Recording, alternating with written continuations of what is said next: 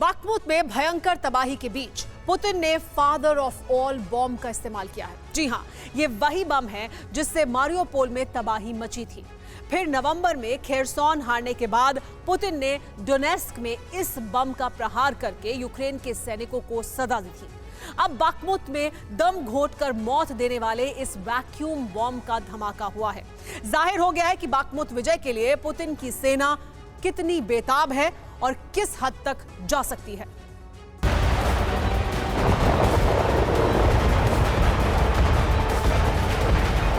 धमाके के साथ धधकता हुआ आग का गोला, हवा में दहकता हुआ बवंडर, ज्वालामुखी की तरह निकलता है काला धुआं और हर ब्लास्ट के बाद कांपने लगती है जमीन। ये रूस का एक बेहद घातक बम है। अगर आप अपने बच्चों को पैसे का पार्ट नहीं सिखाएंगे तो पैसा कमाने के बाद में हो सकता है वो आपको ही बेच दें। सावधान, फ्रीडम ऐप को डाउनलोड करें, बच्चों को पैसे का पार्ट कैसे पढ़ाना है सीखिए। दुनिया में इस बम के इस्तेमाल पर पाबंदी है, लेकिन जब जब पुतिन के दिमाग में गुस्से और बौखलाहट का तूफान आया है, यूक्रेन इस बम के प्रहार से छलनी छलनी हुआ है।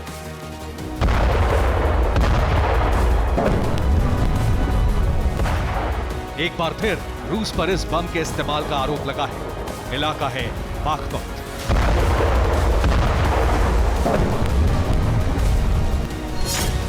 हवा सोखने वाला बम तड़पाकर घोंटता है दम। हवा को जलाने और इंसान को तड़पाने वाले इस बम का नाम है थर्मोबैरिक बम। इसे वैक्यूम बम, एरोसोल बम या फ्यूल एयर बम भी कहा जाता है।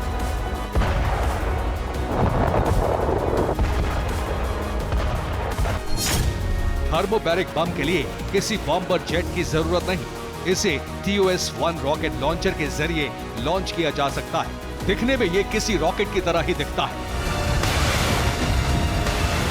पुतिन की सेना ने इस बम का इस्तेमाल कई बार किया, खासकर जहां तमाम कोशिशों के बावजूद यूक्रेन की फौज पीछे नहीं हटी, वहां रूस ने महाविनाश वाले इस बम का इस्तेमाल किया है।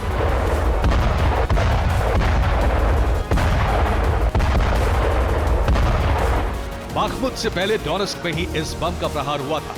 मारियोपोल के स्टील प्लांट में जब लंबे समय तक रूस की सेना को कामयाबी नहीं मिली, तब भी थर्मोबैरिक बमों का धमाका हुआ था।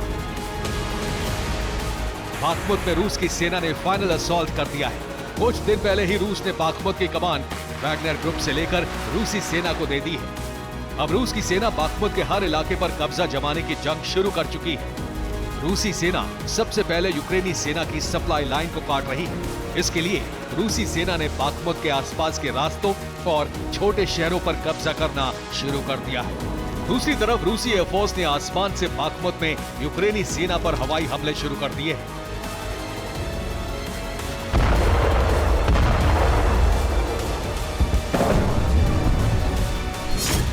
सोलेडर का प्रशासन रूस के हाथों में गया। DPR के एक्टिंग हेड सोलेडर संभालेंगे। सोलेडर पर रूस का पूरी तरह से कब्जा।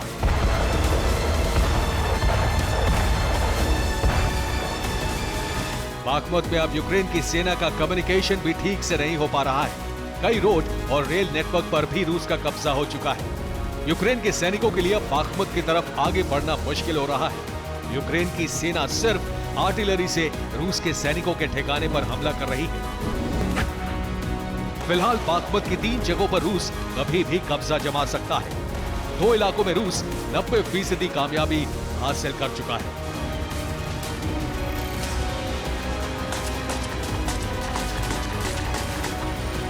रिपोर्ट के मुताबिक बाखमुत के कुछ इलाकों से यूक्रेन की सेना लौटने भी लगी है। यूक्रेनी कमांडर्स ने ज़ेलेंस्की के साथ मीटिंग की है और कुछ इलाकों को छोड़ने पर सहमति बनी है। हालांकि यूक्रेन लगातार बाखमुत में पलटवार के दावे कर रहा है और वीडियो जारी कर रहा है।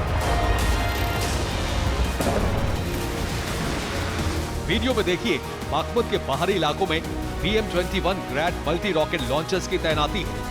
रशियन ठिकानों पर लगातार रॉकेट से हमले किए जा रहे हैं।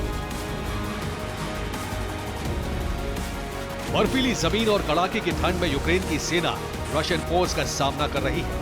देखिए कैसे चंद यूक्रेनी सैनिक रॉकेट दागकर तेजी से अपनी पोजीशन बदलने के लिए भाग रहे हैं। घर जाने के बाद यूक्रेनी सैनिक अब इसी तरह छिपकर गोरिल्ला वॉर लड़ रहे हैं। पोलैंड से मिले 155 mm हॉवित्जर क्रैब को भी बाखमुत रवाना किया गया है। यूक्रेन के सैनिक अब दूर रहकर हॉवित्जर से रशियन फौज के ठिकानों पर प्रहार कर रहे हैं। Bureau report, TV9 Bharatvarsh. अगर आप अपने बच्चों को पैसे का पार्ट नहीं सिखाएंगे तो पैसा कमाने के बाद में हो सकता है वो आपको ही बेच दें। सावधान, फ्रीडम ऐप को डाउनलोड करें, बच्चों को पैसे का पार्ट कैसे पढ़ाना है सीखिए।